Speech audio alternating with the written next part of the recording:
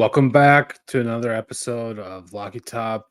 First thing I want to hit us with is take me back to your seats in Knoxville as Jalen Milrose throwing that final pick. What are you thinking? You're fumbling for the cigar. You're trying to find the lighter. What's going on, dude? Well, there was no fumbling for the cigar, man. Like I had mine prepped, ready to go. And my boy Will Brooks, he did the JOB and kind of closed it out there at the end. I had some fans around me that was kind of, don't jinx it, don't jinx it. But I knew as soon as Tennessee scored that field goal there, where our defense had kind of been playing all night, like it was destiny. There was nothing that was going to happen to kind of get in the way of Tennessee securing that victory. Yeah, man. For those that don't know, we were all at the game. Yeah, pretty nice seats in the Bama section, but it really was a Tennessee section. There was no Bama section at Neyland Saturday night, man. We were in A. We were in section A. Me and Andrew, Roman, and Frank, we were sitting about 5 rows behind the Alabama band. So there were some Bammers, but man, there was, just a huge Tennessee fan presence in that section where, typically the visitors sit. But there was so much orange there, man. And, really brought the passion. Some call it, crowd noise so loud that it feels like it's pumped in. And I think we'll talk about that a little bit later, but there was no pumping in. The only thing that got pumped was Alabama on the field all night long, Saturday night by Tennessee's defense. But yeah, man, great night, great atmosphere. I am guilty. I did rush the field Saturday night. Even though, I felt like going into the game, probably shouldn't kind of act like we've been there before. But I will say, in retrospect, I'm really glad that I did it because I wasn't able to go to the game in 2022. And,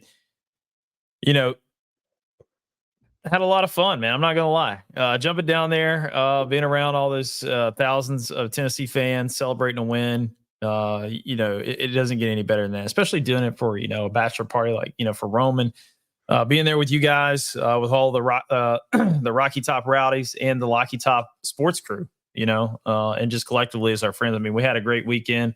We could talk about all the things. I think we're going to err on that just because, we want to make sure that whatever happened on the bachelor party trip stays there. So we won't divulge all the details, but back to the Tennessee Alabama game. I mean, it was, very unique experience again to rush the field, be there and live that with you guys. Naveen didn't make it down on the field, but kind of talk to me about your experience. I mean, man, it was a really hard first half to live through.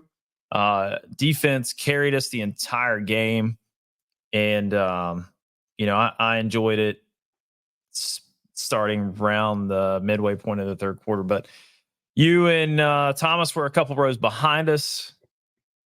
We were making some signals to kind of pull Nico early, but just walk me through your experience, just start to finish the weekend, really, when we got to Knoxville and, all that good stuff. Just great weekend, man. It was a great weekend. Yeah, I'll start with game day. Like we really had a great time. Spirits were high, drinks were flowing. We got to the Tennessee Communications Department. Information and I don't know. It was something like that. Information and Communications Department. Yeah. That's what shout out them. They hosted a great tailgate. What was it? It was a free tailgate, free tailgate, 3 beers or cocktail, whatever, and free food. Lots of good vibes there. It was on like massive food spread. I mean, we had a little pasta going on, little Tuscany treat right before the the game. And I guess Yeah. they called it a Tuscany tailgate. Really, I mean that's what. Yeah. And it was nice. It was like kind of overlooking the road between the stadium and and the actual Circle Park. stadium. Yeah, it was over in Yep. Circle Park. Yeah. Yep. So very nice tailgate. We headed over to the game. No real issue getting into the game. Funny enough, the only place that had service was in my seat, so I was able to get all my Tennessee bets in. Great job for for that. Yeah, that was massive locks there. Any other place in the stadium and surrounding 1 mile couldn't get in touch with my friends after the game. Couldn't find anybody. Just had to walk towards the Airbnb.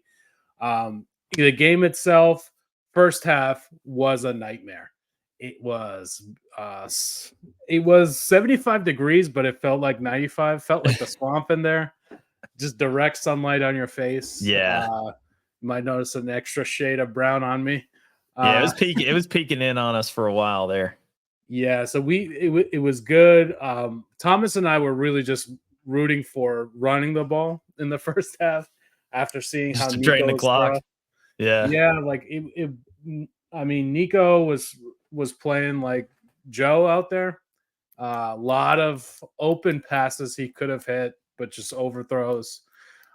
Didn't really see the 5-star come out until the second half, but it did come out. It was great to see. He had the poise that we'd seen all season in the second half. Kind of figured out the Bama secondary, really Swiss cheese out there. And I think, man, like Jalen Milroe looked human last year in the second half. If you guys remember, he was crushing us. Yeah, he looks like a much worse quarterback than last year. Interesting to see that. Yeah, definitely my stock is higher on Nico, lower on Jalen Milroe. And yeah, it was a fantastic game. We were lucky enough to stay close enough to the stadium that we were able to walk to and fro. Happy to avoid all the cuck in getting to the game and getting out of there because it was especially hard. Like now I know if I'm going back again, I'm getting another Airbnb that I can walk to just because calling an Uber, those type of things are not guaranteed. And let's be honest, like even though the Gay Street Bridge was closed, where we were staying, like it wasn't a bad walk. You know, I'll say it was actually really nice. Now, if there would have been any type of inclement weather, I think there would have been mass hysteria would have broke out amongst the guys there on the trip. Like I don't know that the Uber would have not been called. You know, we probably would have rang it in then, but perfect weather. I mean, it was a perfect Saturday. You know, you really could just be immersed in, Southern college football from really cradle to grave, from the atmosphere, from the weather, being there third Saturday in October. I mean, you couldn't have wrote it any better. But yeah, man, to your points though, the game had its ebbs and flows. Nico obviously had his struggles. And we saw Gaston Moore come in after Nico got injured and went full Leroy fucking Jenkins and just threw the shit down to the end zone and double coverage, intercepted, But we did kind of see, I think Nico shook back. When I look at his stats for the season holistically, he's passed for 1,400 yards. He's got 8 touchdowns, 4 interceptions. His QBR is atrocious, man. He's like barely right under 60%. The QBR. He's at 59.5, and it's the 63rd best QBR amongst all, Power 4, I guess, players, and that's rough, man. He's got to get it together. He's only thrown 2 touchdowns in all of his conference games so far this year. And his QBR rating is about the same against all his conference opponents. And he's only passed for 715 yards through all of his, conference games. Got to get better. Thank God we have Dylan Sampson. Yeah. He really bailed us out. But I don't know, man. I would say shout out the defense. Yeah, shout out the defense. But I'd also say, man, like, really hang your hat, I think, on some of the things that we saw at the end of that game against Bama with the long throw, getting him out in getting Nico out to roll out and get the ball downfield to it wasn't Brazel, it was Dante Thornton. Yeah. Dante Thornton on the long pass. I think it went all the way down to the 3, and then Dylan Sampson, punched it in, and then obviously the huge touchdown throw to go up there in the fourth quarter to Brazel.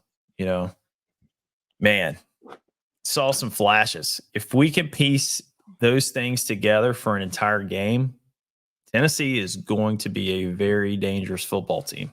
What are your thoughts, man? Yeah, I think that we have all the pieces to go very far in the playoff. Like, I wouldn't necessarily say I can look at this team and say, okay, natty, automatic. No, I don't think you can say that about any team right now, honestly. Yeah, that was going to be my next point. Like, there's no team that extremely shocks or scares me at this point. We saw Georgia beat Texas kind of handily. That was like a wake up call to the rest of the conference. Daddy's still home, kind of thing. Yep. Put them on notice. Yeah. Yep. We got two other bigger undefeated teams in Oregon and Miami that are still in it, still kicking. Oregon, again, with that huge win versus Ohio State. That's another quality win. But, I mean, any given Saturday, these teams can rise and fall. We saw it. This Bama team beat Georgia. So it's all by transitive property. We could beat Georgia. So all those things are in play. And also Josh Heupel's in play, right? Josh Heupel can beat the 2000 Ravens and 85 Bears at home, but he can lose to anybody on the road. Don't remind me. As we saw in Arkansas, we haven't had a podcast in a couple weeks, so yeah. Sorry to all of our subscribers on YouTube and our listeners out there. It's just been a crazy few weeks. Planning bachelor party, life is coming at all of us pretty fast here, especially in the nature of our jobs here at the beginning of a fiscal year. It gets pretty crazy, but nonetheless, I don't want to miss an opportunity to kind of talk about that Arkansas game and the Florida game since we've been off the net for the last 2 football games. So real quick on Arkansas, I think it's one of those that you learned a lot. And it's better, I think, that it came earlier in the season. It gives us a little bit more time to rebound and kind of reassess where we're at and kind of move forward, as a good old former Tennessee coach, Jeremy Pruitt, would say. Move forward into the season and not really look back, kind of snap and clear. Does it suck that we lost to Arkansas when we could really be in the driver's seat here in the SEC? Yeah. But I think, again, it's one of those losses where I think we learned more about ourselves as a team and really kind of brought us back down to earth a little bit from reading all the newspaper clippings and the media crowning Nico as the Heisman Trophy front runner. And it kind of, Arkansas tugged on Superman's cape, man. And we swung and Superman missed. But, the next group of individuals that tugged on the big orange Superman cape was the Gators. And man, they almost had us. They almost had a big orange Clark Kent. And, it went into OT. Apparently there was this 13-year-old kid that was going nuts on the Jumbotron that was really getting the crowd into it. I mean, I'll be honest with you, shout out to the kid showing his fandom and everything. But, to get up for the Florida game, it doesn't take much. Naveen actually went to the Alabama game, so we already know what happened with Tennessee and Florida. He was threatening to end his Tennessee fanhood. How close were you were collecting matches and gas, Naveen? Were you ready to burn it all down? Yeah, I had some, it's fall in New Jersey, so I had some leaves collected in a big garbage bin. I had some of my gear ready to go. No gasoline yet because I needed to COT, but man, it's never easy versus them, no matter how shitty they are. No matter That's one what. thing I've learned. Actually was a profitable day for me because I learned anytime you see Tennessee favored versus Florida, you got to take the plus. You gotta take Florida, man. You Yeah, gotta take Florida, fade Tennessee if they're favored against the Gators, man. yeah. Tennessee minus 14, easy cover. Big time lock there. Dylan Sampson takes it in for us, but yeah, I mean, I think it's very indicative of what we kind of see again with Heupel. Um, if he's fit, if he has a tough opponent on the road, it doesn't even have to be a marquee opponent. That game is not easy. Yeah. And I think we got another one coming up that is not going to be easy. We do.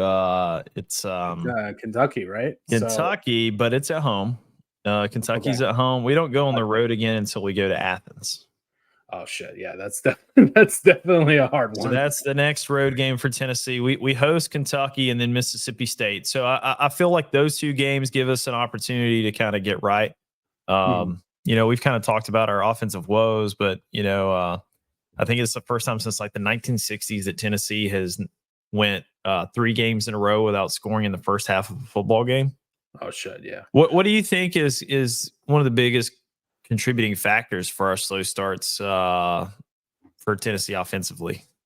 I honestly think that um we should feature Dylan Sampson a little bit more in the first half. Maybe get him involved in some screenplays. It's very predictable. That's one thing I can tell you about Tennessee first half is what you think is going to happen, and then things kind of adjust in the second half. So I think that even like a mediocre defense like Bama's was very, very in tune with what's going to happen. A lot of 3 and outs. And again, like as we've called out in the first, couple episodes of this season, there's no primary receiver, right? There's no, okay, if I throw this guy the ball, he's going to catch it and get me the first down. That doesn't exist. Right. So it's a little tough in the sense that, you have Brew McCoy, you have these other guys that can make the larger, long plays, but that typically doesn't happen until further into the game. Yeah. Usually second or third quarter until the big plays open up. I'd like to see some of the Heupel from UCF, go faster paced, try and make things more difficult for our opponents. One thing I will say is that I know that we always consistently crushed Kentucky, but they might be one of the better defenses we've faced so far. So we don't want to discredit them as well. Like they were playing lights out to start the year. We all saw that game versus Georgia. They held them to 13 points. That's very tough to do. Don't want to look over this opponent like we did No. at versus Arkansas, and that's what can happen if you look over a tough opponent. Yeah, Josh Heupel has only lost once coming out of a bye week since he's been at Tennessee, and that was against Arkansas. So hopefully, we can get it figured out during the off week offensively. I looked at it Saturday, man. The scripted plays that we had coming out on our first possession, you could tell Josh had a good game plan kind of schemed up. And then you just have Dylan Sampson just trying to do a little too much there at the end, gets Alabama defender gets a paw in there and is able to punch the ball out and it's on the ground. Then, it kind of unraveled from there because we were moving. And then you kind of saw even in the third quarter when we got the ball, you could see the halftime adjustments that were being made off on the offensive side of the ball. They were starting to work. And I'll tell you, for me, I loaded that question up for you. I was hoping you'd go a different direction a little bit. But I know you don't like to be too critical about players so much as sometimes I am. But you got to take Squirrel White out of the game. You need to take Squirrel White out. You need to keep him on the sideline until he's healthy, man. And there's nothing against Squirrel. I know he's an alpha male. He's out there trying to show that he's a tough guy and he'll play through it. But he's really he's hurting the offense. So I think you got to keep Squirrel White out of the game until he's completely healthy. Keep Brazzle in there. Razzle dazzle Brazzle. He had that big play for us there in the end zone. He's been making some good catches for us. I would like to see a lot of Brazzle, a lot of Thornton, and a lot of Brew, and kind of mix in. Maybe Chaz Nimrod a little bit. He's had some flashes there, and even Leacock. He's had some flashes too. So we'll see how it all shakes out. I'm still looking for my man. Was it Mike Matthews? Yeah. Where is he vanished, man? He's on the milk box. Yeah. Where in the world is Mike Matthews? I wish we could see a little bit more of him. I don't know if it's just like he's just not ready. He's showing him something in practice that is just a hindrance. Is he just melting the drug test cup? Is he like pissing hot every single I don't know what it is. Like, I'm not throwing that out there saying that is the case by any stretch of the imagination, but there has to be some type of explanation or reason as to why he's not seeing the field. Yeah, man. If Bama's going to roll a 17-year-old out there, why are we not throwing our 5-star freshman out there? You know what I mean? Exactly. Like, Bama has kind of the opposite problem as us. They have one receiver where they know can get the ball, and Ryan Williams. Everybody else is suspect. We kind of have like a bunch of B, C plus, B kind of players, and we're not distributing the ball like we have a number one, which is fair, whatever. But I think it's really important down the stretch for Nico to know, okay, this is who I go to on third down, or this is who can get me out of a jam. We know we have Dylan Sampson fumble early, but other than that, he's our best player, right? And EA just bumped him up to a 93 overall. I saw that. I saw that. Yeah, get in the game. Get in the game. For those of you that are still playing NCAA, check out Dylan Sampson. He's crushing on the game. I wanted to kind of transition and play a little bit of playoff predictor. Okay. I've got that added here. And now we can see the teams ranked by how ESPN predicts what percentage they'll predict playoff for us. They have the top 6 here. Georgia and Oregon tied basically with Miami. Texas and Ohio State tied. Penn State, Josh's favorite team. Tennessee, Indiana, Notre Dame, kind of similar. Indiana State, Boise, and Alabama to round out the 12. That's very similar to how the 12 shakes out in the AP poll. I think the only difference is Clemson and BYU right now. Yeah, I think they're flipped a little bit. Mm-hmm. But let's play this game. So this has like a little bit of a scenario predictor on it. We'll start with Tennessee, obviously. So if we select Tennessee, we choose the winner of our team's toughest matchup. So let's say we get the win against Kentucky. Okay. Right. And we lose versus Georgia. Right. Okay. And then we win versus Tennessee, versus Vandy. Will Tennessee win its conference championship game? What do you think here? I would say we don't make the game if we have 2 conference losses. Okay, so we don't make the game.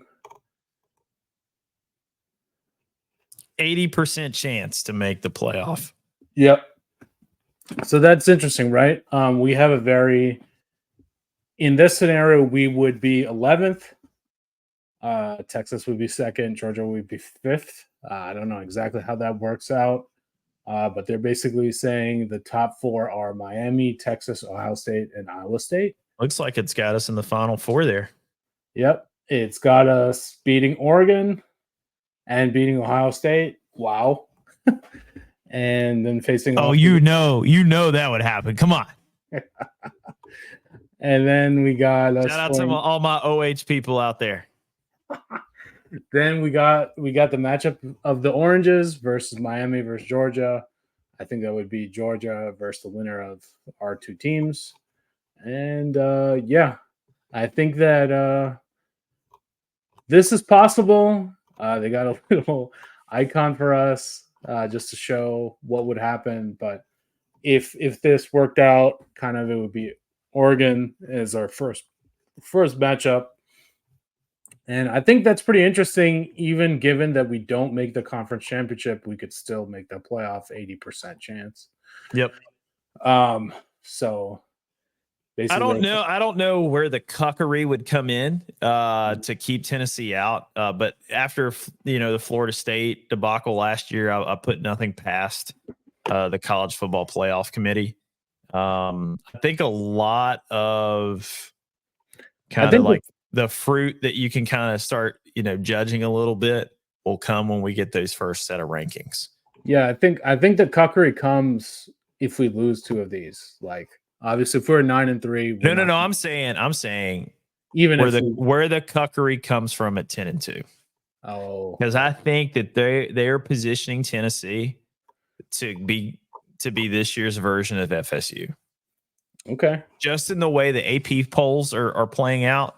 And then, the way that the national media has reacted to Tennessee's win over Alabama, it strikes me a lot different than if it would have been if Alabama beats Tennessee.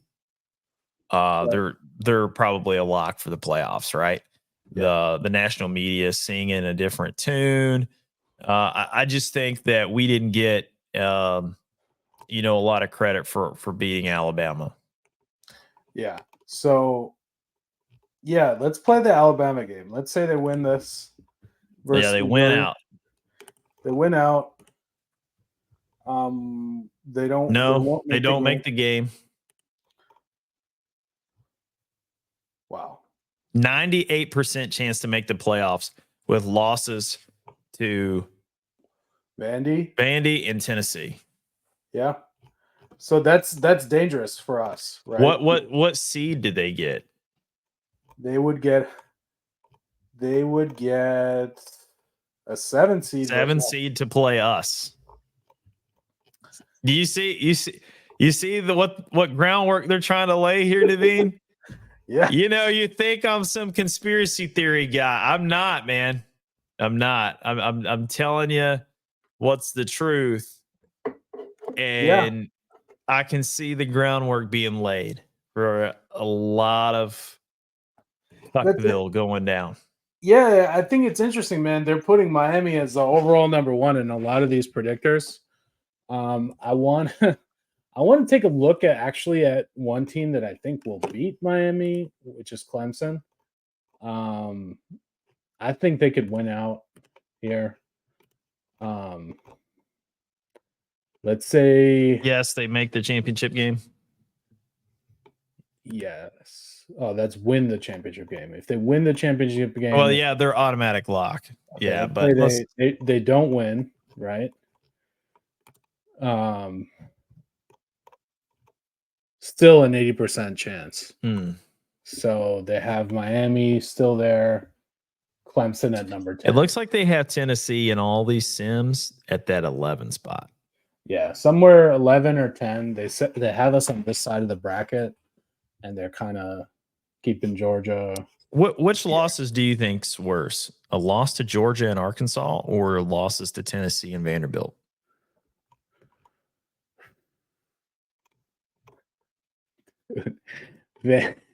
Losing to Vandy is just incredible. It's a cardinal sin, right? Yeah, you can't lose to Vandy. Like, I don't care if they have a winning season this year. If they're a 7-5, 8-4 Vanderbilt team, it's still Vanderbilt. Yeah. So let's take a look here at one more scenario. Penn State. Because I feel like these 5 are going to make it, right? I don't think there's that much debate on these 5. Let's go with they're going to win versus Wisconsin. No, they're not. They're not going to win versus Wisconsin? No. Okay, if they're not going to win versus Wisconsin. Spoiler alert for best bets. Okay. What's going to happen here? They're going to lose? Yeah. And they're going to win. They're going to win versus Minnesota. Yeah, they'll beat Minnesota. Still. 69% chance. Dude. Very, very interesting stuff going on. If you play this playoff predictor game, basically what you learn. A lot of scenarios, man. A lot of scenarios. They're nothing's over. Nobody's out. In the top 15, I would argue nobody's really out of it. Yeah, one thing I will say is they're very high on Miami. They're very high on Iowa State. I still, for the life of me, can't understand Notre Dame and how they have any fucking business being in the top 12. Yeah, they lost to fucking NIU. I will say that's the only loss worse than Bama and Vandy is fucking Notre Dame and NIU. Yeah, they lost to NIU and they're not in a conference. Yeah, and this aren't they playing Army and Navy to round out the next couple weeks? Yes, Notre Dame plays Navy this week. I know they play Navy this week. I know they play Army later on. I think down the road. Yeah, and I don't necessarily think that they can beat USC. What a ball buster of a schedule, let me tell you. Yeah, I mean it's very interesting if you get down to it. These teams really have no margin for error, right? With this 12-team situation, you gotta build in what kind of Illuminati they're thinking about. Yeah. One thing is they're very high on Miami. They're very high on Iowa State. I think Miami, because they don't play Clemson, has a little bit of an easier road than people think. So they're kind of banking on Miami being 12-0. That's what I learned today from playing around with this. Boise State, very tough team. They can easily beat Oregon. They went wire to wire with them. So let me ask you this. Yeah. Now that we've seen how this is playing out, and we're setting the stage here to cut down Tennessee. National media is Tennessee really needs to get some style points. We can't be eking out 21-17 wins over Kentucky. Would you agree? We need to start putting up some big time offensive numbers. Yeah, we need the team from the first 4 games. We need those Kent State numbers to come back. We need Kent State and Chattanooga stats, right? Yeah, I think they're from what we can see here, they're really trying to cuck us. Especially with Indiana too, man. They are not going away. Indiana, they can beat Michigan. They probably lose to Ohio State. So even still, will they win the conference championship game? No. 80%. Still. So what was Tennessee's? It was like 80 something. If they didn't make the conference championship. 81%. So yeah. So again, let's do Tennessee again. We're gonna win here. We're gonna lose here. We're gonna win here. Don't make the game. 80%. So, all right, do me a favor. Yep. Go run the table and then lose SEC championship game. Beat Georgia. No. 99. Lock. Yeah. I mean, a one-loss SEC team with a win versus Georgia, you're still getting there basically. Basically, you're saying, like, okay, what seed are they giving us? They are giving us 7. It's almost better if we don't win the game. Yeah. Very, very interesting stuff. And they have Alabama winning it. That's crazy in that scenario. Yeah, that's wild. Bama versus Boise State. There's no way Tennessee would lose to Boise State. There's no way. Yeah, that's wild. Yeah, and I don't think any team on that screen would lose to Boise State. That's what I'm saying. Also, very bold of them for Boise State to beat Ohio State. I don't know how that's going to happen, but yeah, there are 200,000 simulations. So somewhere in the Matrix, in an alt universe, Boise's they're lifting according to ESPN's analytics there. So, but that gives me a warm and fuzzy a little bit, for Tennessee's chances. But I still feel a little,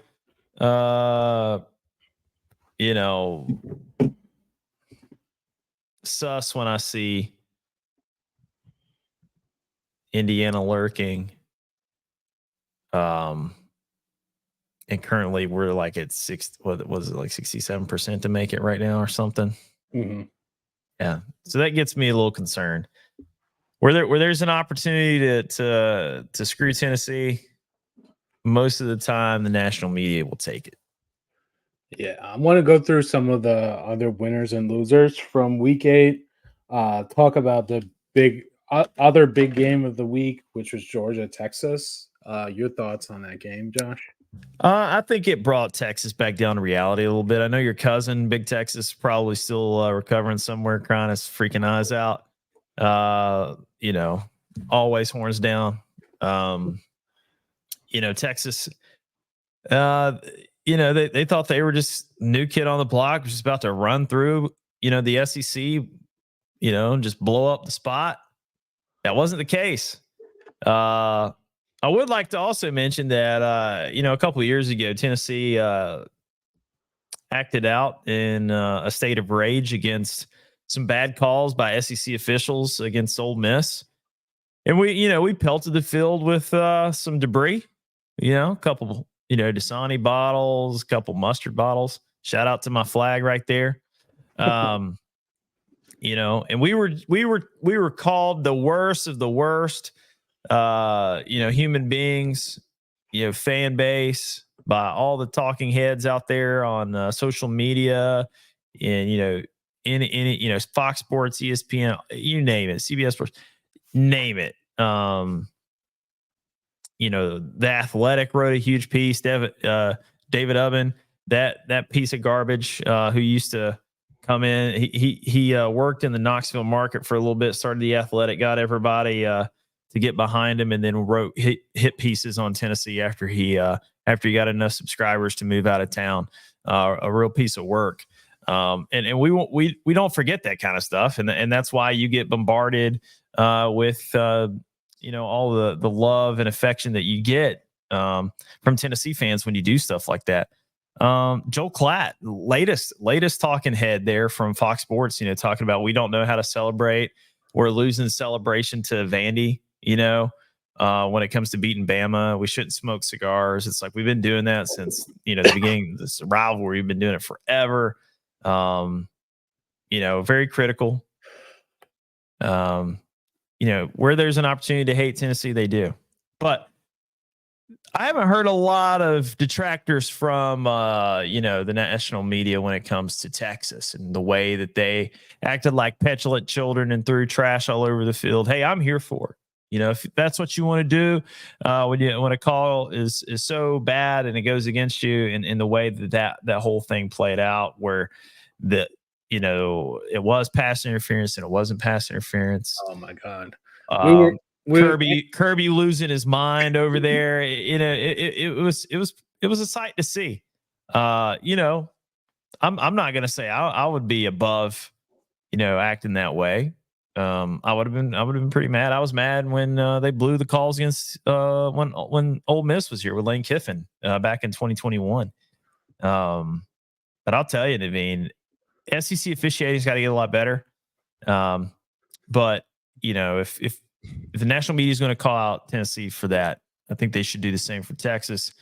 And I love seeing it. I love seeing Texas be humbled a little bit. They were a little too big for their britches. That's what they say where I'm from. Get a little too big for your britches, right? And Texas and Matthew McConaughey and Sark and all those guys. Quinn Ewers, he couldn't get it done, and they throw in Arch as some type of sacrifice ritual there. He couldn't get it done. It was just a tough night for Texas. And I love seeing it. I really did. But it does kind of show the parity, I believe, in the SEC. I think amongst the top 4 or 5 teams, and sneaky LSU creeping back up into the top of the league. So, but yeah, give me your thoughts about that game, man. Shit show. I think good old fashioned beatdown. I kind of always come back to this point, but the second half of the Alabama game, from that point on, it's been very tough to play Georgia. Alabama, for any of these teams, it's going to be for us eventually as well. Kind of Texas, you can see that they're the media darling, and you can see that everything was working in their favor. ESPN loves Texas, man. I mean, you go back to the Longhorn Network. This whole thing is trust me. And I did my show. I don't want to cut you off, but when I did my show with the SEC Network, a lot of the producers that had something to do with that, Texas people. Yeah, and I mean, you brought it up, but that the flag that wasn't a flag, and then it was picked up. Oh yeah. What was that? Pass interference that was picked up. Where they do that at? Yeah, that's the first time in the history of NCAA I've ever seen that. But then again, in these huge games, you'll always see one call that was crazy. Talking about the SEC refs, in our game, we had that 4th down spot from Alabama. Andy broke it down for us, where we had the ref switch hands with the football and place the ball past the marker. Yeah, it was a little sleight of hand. Fucking Harry Houdini out there. A little Penn and Teller action to get them the first down. You can see who they want to make it into the playoffs. They're still trying to make that Texas-Alabama thing work out. But, there's a big bad wolf in SEC, and his name is Kirby Smart. And until someone really dethrones him, it's going to be tough to get through Texas. Who do you think has the best shot? You think it's us? I mean, at this point, it's us, right? I think that we have a clear shot. We have a regular season game. Our defense is. I will tell you, Georgia has not played a defense like Tennessee's.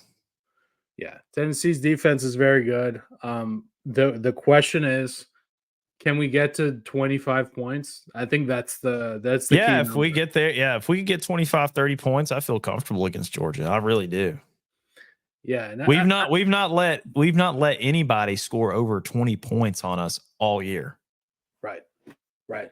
That's an important point, right? Like when we, our one loss, we scored 14 points and we gave up 19. Usually, if you give up 19 points, you're going to win, right? So, they had some magic. And one of the 19, they let them score. They let them score so we could get the ball back. Yeah, that's another one that's gonna make me pissed off, Josh. So I'm not a fan of that at all. When you because he could have cucked the field goal, right? Exactly. You could have missed the snap. Anything is possible there. When you try to play too much analytics, that's what happens to you, right? Oh, let me let this guy fucking score and get the ball back. Well, yeah, they had the ball going in at the 30, and they just whiffed and just let the guy run in. Yeah, very clearly let him waltz in. And whatever, dude. If you're the Arkansas guy, and, I mean, Heupel even said it. He admitted it after the game. Yeah, we let him score so we could get the ball back. And then he just shit his pants and changed his shirt instead of his pants. Nico ran out of bounds. And Nico ran out of fucking Leroy Jenkins, baby. Yeah, man. I mean, that shit is sick. I think. Let me ask you this question: what do you think the SEC championship game is going to be? Who's going to be? Bro, I have no clue. I mean, that's crazy. I'll look at the SEC standings real quick, and just kind of get a vibe. I think Texas A&M still on top of the league, right? I believe so. But for winners and losers, I'll also talk about that. Right now, I think Oregon also, you have to give them a lot of credit. Oregon, a big winner this past weekend. It moved them up to the number 1 ranking in the AP poll. But yeah, so currently we have A&M at 4-0, LSU 3-0, Georgia, Tennessee, kind of round that out. Georgia 3rd at 4-1, Tennessee 4th at 3-1, Texas 5th at 2-1. So you have, 2 teams undefeated in conference play, 5 teams with 1 loss. So yeah, man, it's still a little early to tell, but if it's me to tell it, man, I really think it's going to wind up being LSU and Georgia. Mm-hmm. As much as that pains me to say, because you know how we are on the road, so we don't really have to go down that rabbit hole. But that's just kind of where we're at. Apparently, we're 80% to make it, even if we don't make the game. Correct. Yeah. So I don't know if it's one of those where it's like NFL Week 16 and you're kind of resting people. You know what I'm saying? Like it's a big deal, but it's not a big deal. You know what I'm saying? But I still think that there's a lot of appetite to beat Georgia just because of who they are to Tennessee and how much we really, really hate them. But yeah, I could see Georgia, LSU,